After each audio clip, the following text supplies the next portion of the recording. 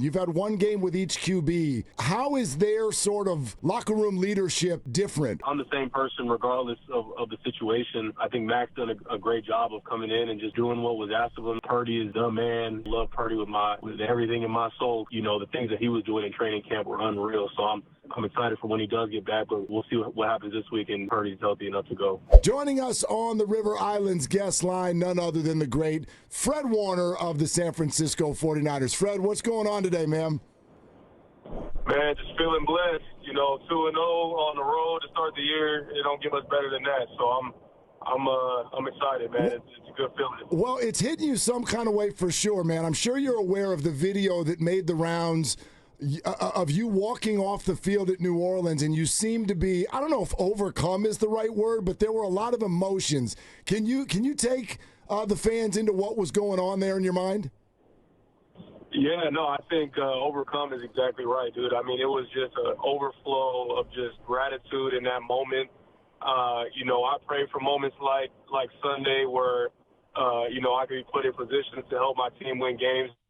That I think in that moment, just seeing all those fans that just overtook the same stadium, man, and they're all screaming for me, and it was truly just a moment of gratitude. It was overwhelming, but I can't speak enough to how amazing the faithful have been on the road. I can't wait to be back home this week for our first home game. I know they're going to show out and be big for us at home. 71 snaps. You played all of them on defense, and the one that stands out was the play on Alvin Kamara where he catches it on his helmet, and you come in and do what you do, which is punch out the football. How are you able to always get to the ball with that right cross?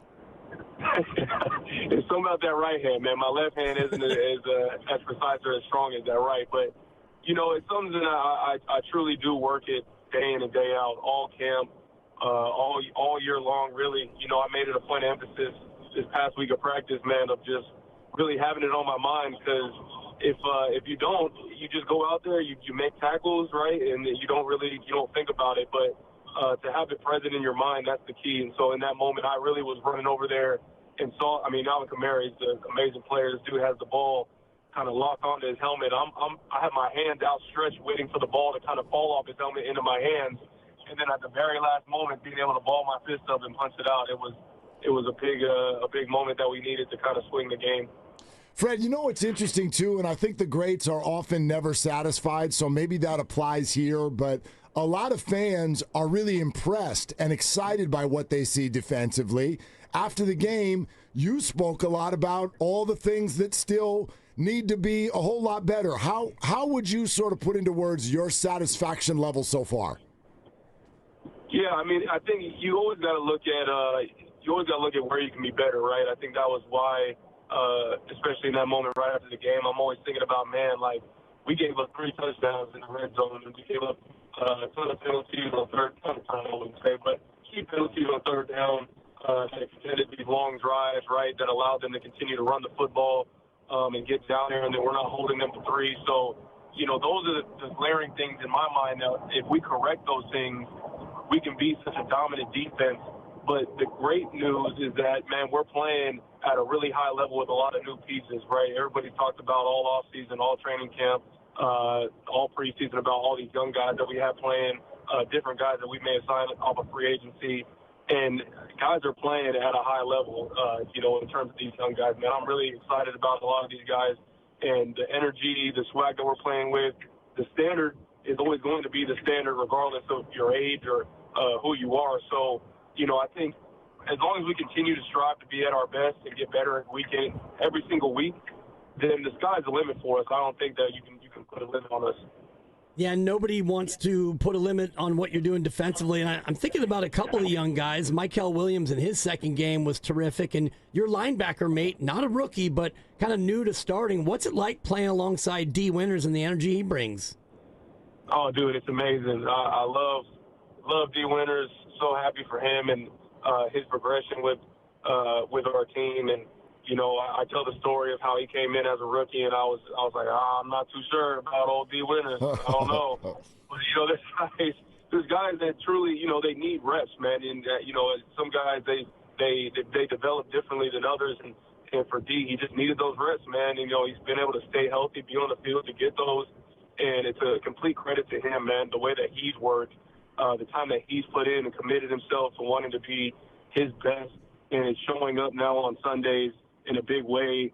You know, I know when that ball's thrown to the flat, I'm booking it over there just in case a guy – I never want a guy to be alone on an island, but he's proven to me that he truly can be one-on-one with anybody out in space. And so it's really fun being out there just playing with a lot of energy and having fun. Fred, we know that Dre is your boy, but I would like to know how you compare the two players. How would you compare Dre and D? I mean, yeah, when you look at the first thing that pops off is the speed that they play with. They both have similar builds, but they both are extremely explosive and fast athletes on the field, and cerebral football players. You know, they're both their own individuals. I would never want to compare D to anybody. I think D is his own unique person and player, but I think when you look at just their builds, right, how explosive they are, the speed, I think that's what you see in both players. Not looking for you to compare this year's DC to last year's, but Robert Saleh comes back to the team. What has changed on the field that fans can really look at that has made this defense maybe more aggressive and certainly looks to be a little bit better? Yeah, I mean, Saleh's just been around the block, man. He's been there. He's done it at a high level for a long time. You know, he obviously had a stint in New York being the head coach, but, I mean, he knows football through and through, not just defense but offense, and I think that helps with how he prepares for these different offenses week in and week out. And, he puts us in just the perfect position to go out there and play fast, man, eliminating all gray area. He knows the exact calls to put us in certain situations within the game, so there's never a moment where, you know, I'm wondering what we should be. He just knows. It's almost like he's I don't even know, a fortune teller, man. This dude knows everything, I feel like. So it gives such confidence for a player to just go out there and play free, man. I love having him back. Fred, you know, it's interesting to also kind of look back at your earlier Niner days to now. It's weird to say this about someone who's only 28 years old, but you've moved into this elder statesman role. And I don't just mean this about the 49ers. I'll be straight with you. This question is inspired by my 16-year-old daughter, Ella, who is the largest Fred Warner super fan that lives on planet Earth. She's freaking out that we're speaking today. Here's what I want to know. Like, your recognizability, your podcast with your wife, your standing in the NFL, that has all changed a lot in the last 3, 4, 5 years. So how have you handled that? How has that changed your life? I mean, yeah, man, I think it's something that comes with it when you have success on the field and other things, other opportunities present themselves off the field. But, don't get it twisted. I think the reason why I've been able to have sustained success in this league is because of just remaining humble and not ever being comfortable, I guess, or content with what I've done. I always feel like there's another level, and early on, all I wanted was my respect. And so then once I got that, it changed into, okay, like what now? If that were just my sole motivation, then I would have stopped playing hard a long time ago. But there's just this fire burning within me, man, that really makes me go hard day in and day out. And God's really blessed me with this ability to play this game. And it's up to me now to really just squeeze every drop in the bucket that I can, and I'm trying to every single day. We see the fire you play with, and I'm wondering if that fire was even hotter this past offseason after last year's 6-11 disappointment. Yeah, I mean, I think there's so many things that I've had, not just me, but like our team has had to go throughout the years. You talk about going to Super Bowls, losing NFC Championship games. Like, I mean, yeah, you can find these different motivations, especially in a season where you go 6-11. I mean, that's as bad a year as I've been a part of since probably my rookie year or 2020. But at the end of the day, man, it's a whole new year.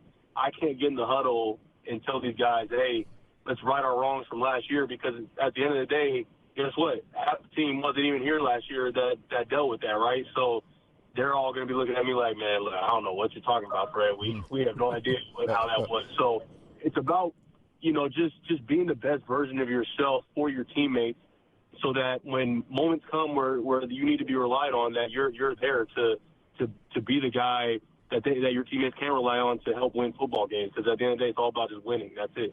While we're talking about other individuals, I mean, again, you've had one game with each QB.